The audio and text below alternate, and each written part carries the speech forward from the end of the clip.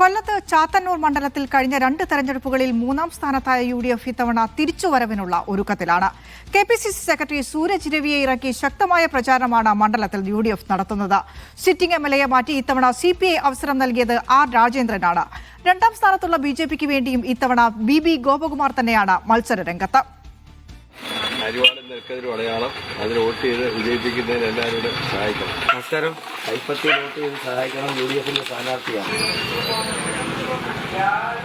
പരവൂർ നഗരസഭയും ചാത്തന്നൂർ, ആദിച്ചനല്ലൂർ, കല്ലുവാതുക്കൽ, ചിറക്കര, പൂതക്കുളം, പൂയപ്പള്ളി പഞ്ചായത്തുകളും ഉൾപ്പെടുന്നതാണ് ചാത്തന്നൂർ മണ്ഡലം. CV പത്മരാജനും G പ്രതാപവർമ്മ തമ്പാനും ജയിച്ചത് മാറ്റി നിർത്തിയാൽ CPIക്ക് ശക്തമായ വേരോട്ടമുണ്ട് മണ്ഡലത്തിൽ. BJP വെല്ലുവിളി ഉയർത്തിയ 2021 17,206 വോട്ടിന്റെ ഭൂരിപക്ഷം LDFന് ലഭിച്ചു. മണ്ഡലം നിലനിർത്താൻ സിറ്റിംഗ് MLA GS ജയലാലിനെ മാറ്റി CPI സംസ്ഥാന സെക്രട്ടേറിയറ്റ് അംഗം R രാജേന്ദ്രനെയാണ് ഇത്തവണ ഇറക്കിയത്. ഇപ്പോൾ നടന്നുകൊണ്ടിരിക്കുന്നത് വലിയ വികസനമാണ്.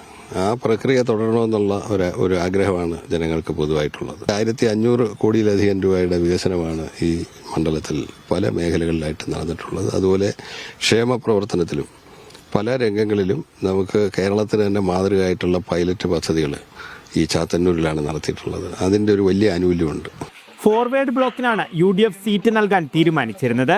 മണ്ഡലത്തിൽ കോൺഗ്രസിന്റെ തിരിച്ചുവരവ് ലക്ഷ്യമിട്ടാണ് മുൻ MLA തോപ്പിൽ രവിയുടെ മകൻ സൂരജ് രവിയെ സ്ഥാനാർത്ഥിയാക്കിയത്. സുപരിചിത സ്ഥാനാർത്ഥിയുടെ വോട്ടുകൾ ഉറപ്പിച്ചു നിർത്താനാകുമെന്നാണ് കോൺഗ്രസ് കരുതുന്നത്. ത്രികോണ മത്സരം നടക്കുന്നു എന്ന് പറയുന്നതിൽ എനിക്ക് പ്രത്യേകിച്ച് മടിയൊന്നുമില്ല. ത്രികോണ മത്സരം തന്നെയാണ് നടക്കുന്നത്.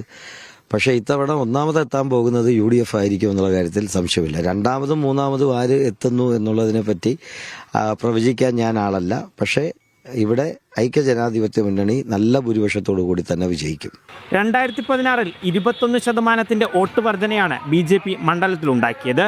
2021 വോട്ട് ഷെയർ വർദ്ധിച്ചു.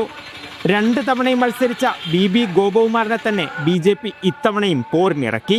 സ്വന്തം പാർട്ടിയുടെ മന്ത്രിയുടെ സ്വാധീനം ഉപയോഗിച്ച് ചാത്തന്നൂർ താലൂക്ക് ഉണ്ടാക്കാൻ പറ്റിയിട്ടില്ല. കാർഷിക മേഖല നോക്കിയാലും വ്യവസായ മേഖല നോക്കിയാലും ഏത് മേഖല നോക്കിയാലും ഒരു തരത്തിലുള്ള വികസനവും നടന്നിട്ടില്ല. അതിനൊരു മാറ്റം അനിവാര്യമാണെന്ന് ജനം ചർച്ച ചെയ്യുന്നുണ്ട്. അതാണ് ഞങ്ങൾക്ക് ഏറ്റവും വലിയ പിന്തുണയായിട്ട് ഉള്ളത്. 55% വരുന്ന ഈഴവ വോട്ടുകൾ ലക്ഷ്യമിട്ടാണ് മുന്നണികളെല്ലാം സ്ഥാനാർത്ഥി നിർണയം നടത്തിയത്. ചാത്തന്നൂരിൽ വിജയം ആവർത്തിക്കാൻ LDFും അട്ടിമറിക്ക് വേണ്ടി BJP മത്സരിക്കുമ്പോൾ ശക്തമായ തിരിച്ചുവരവിന് വേണ്ടിയാണ് UDFന്റെ ശ്രമം. കൊല്ലത്ത് നിന്ന് ബിജു മടവൂരിനൊപ്പം ലിജോ റോളൻസ്, മീഡിയ 1.